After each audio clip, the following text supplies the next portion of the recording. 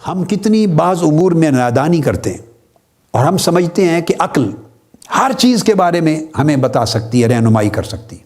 نہیں، یہاں سے انسان دھوکہ کھاتا ہے۔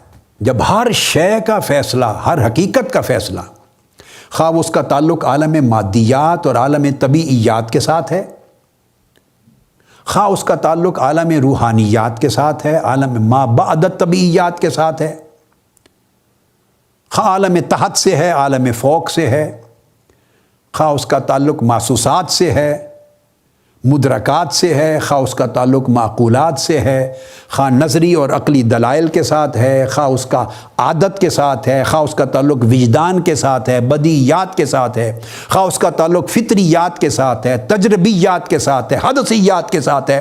یہ سارے کے سارے شعبے عالم بالا سے نیچے ہیں۔ یہ سارے شعبے وہ ہیں کہ جو متعلق ہیں حواس خمسہ کے ساتھ، سوائے فطریات کے جو میں نے آپ کو بتایا کہ وہ بدیہت العقل ہیں، وہ اللہ پاک ودیت کرتا ہے اندر، وہ کیفیات ہیں، غصہ ہے، غم ہے، صحت ہے، توانائی ہے، ناراضگی ہے، دکھ ہے، درد ہے، فرحت ہے، وہ کیفیات ہیں۔ مگر باصورت وہ کیفیات بھی اس جسم کے اندر فیلنگز ہیں، اس جسم کی فیلنگز ہیں، اور جسم ایک مادی شے ہے، اس کے اندر جو آرگنز ہیں انہی آرگن سے فیلنگ ڈیولپ ہوتی ہیں۔ تو اس لیے پھر ٹریننگ دیتے ہیں۔ آپ دیکھتے ہیں کہ بہروں اور گونگوں کے لیے ایک باقاعدہ سکولز ہوتے ہیں، اسپیشلائز بچوں کے لیے اسپیشل سکولز ہوتے ہیں، اسپیشل چلڈرن کے لیے۔ تو وہ ان کو خاص طریقے سے وہ سکھاتے ہیں، ہاتھوں کے اشارے کے ساتھ بتا رہے ہوتے ہیں کہ وہ دماغ ان کی کسی چیز کو سمجھے۔ تو وہ گونگا اس لیے بن جاتا ہے کہ اس نے سنا نہیں۔ اگر مادرزاد نابینا ہے تو اس کو تمیز ان چیزوں کی نہیں ہوگی۔ کسی میں حصے شامہ پیدائشی طور پہ نہیں ہے، وہ خوشبو اور بدبو میں سونگھ کے تمیز ہی نہیں کر سکے گا۔ علی ازل قیاس، حواس جو کچھ اس نے حواس نے مہیا کیا، عقل نے ان کو ریسیو کیا۔ یہ بات بڑی امپورٹنٹ ہے، اس سے ایک نتیجہ اخذ کرنا چاہتا ہوں۔ عقل نے صرف ریسیو کیا، وہ ریسیور ہے، اور ریسیور اور آرگنائزر، ریسیور، پریزرور، آرگنائزر، تین فنکشن ہے عقل کے پاس۔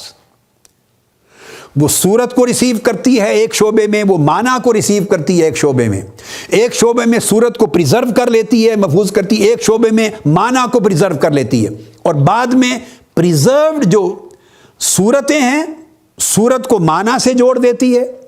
ادھر جو صورت حصے مشترک میں آئی تھی اور محفوظ ہو گئی تھی حصے خیال میں، الگ الگ ڈپارٹمنٹ میں پڑے تھے۔ اب عقل کیا کرتی ہے کہ جو صورت ریسیو ہوئی حصے مشترک میں، اس کو اور اس کے معنی کو جو حصے واہمہ میں ریسیو ہوا، اس صورت کو اس کے معنی سے جوڑتی ہے۔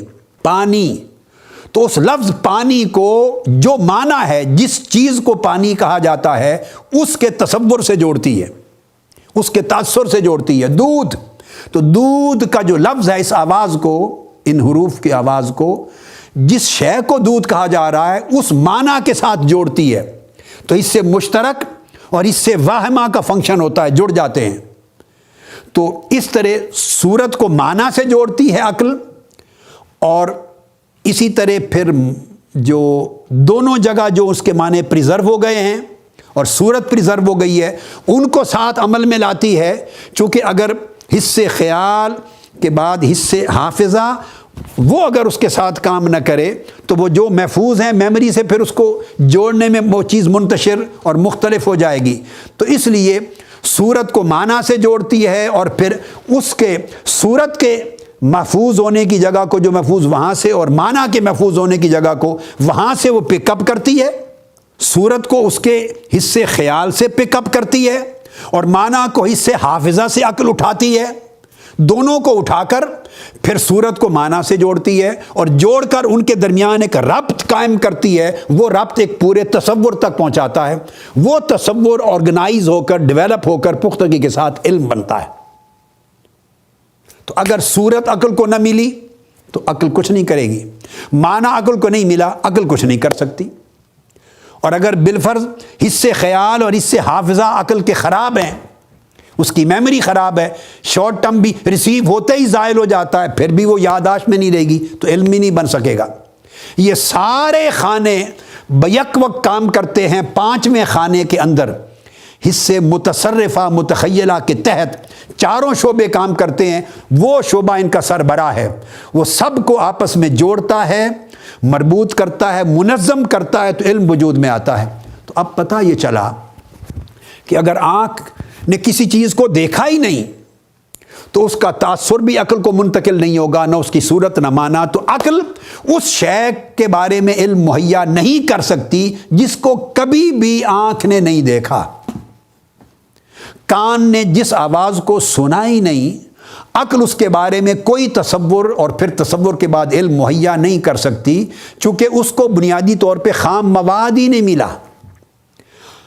ناک نے جس چیز کو سونگا ہی نہیں، عقل اس کی خوشبو اور بدبو کے بارے میں کوئی تصور اور کوئی علم مہیا نہیں کر سکتی۔ ذائقے نے، زبان نے جس چیز کو نہیں چکھا، عقل اس کے بارے میں ذائقے کا کوئی علم اور تصور مہیا نہیں کر سکتی۔ ہاتھوں نے جس چیز کو نہیں چھوا، عقل اس کے نرم یا سخت ہونے کے بارے میں کوئی تاثر، تصور اور علم مہیا نہیں کر سکتی۔ نہ تاثر مہیا کر سکتی ہے، نہ تصور قائم کر سکتی ہے، نہ علم مہیا کر سکتی ہے۔ یہ ساری چیزیں عقل کے اندر جو ربط ہو رہا ہے اور منظم ہو رہی ہیں، یہ وہ مواد ہے جو سارا حواس خمسہ نے بھیجا ہے۔ تو جو چیز، اس کا مطلب یہ ہوا کہ محسوسات سے خارج ہے، وہ عقل ان کا ادراک نہیں کر سکتی، احاطہ نہیں کر سکتی، وہ معقولات میں نہیں آ سکتی۔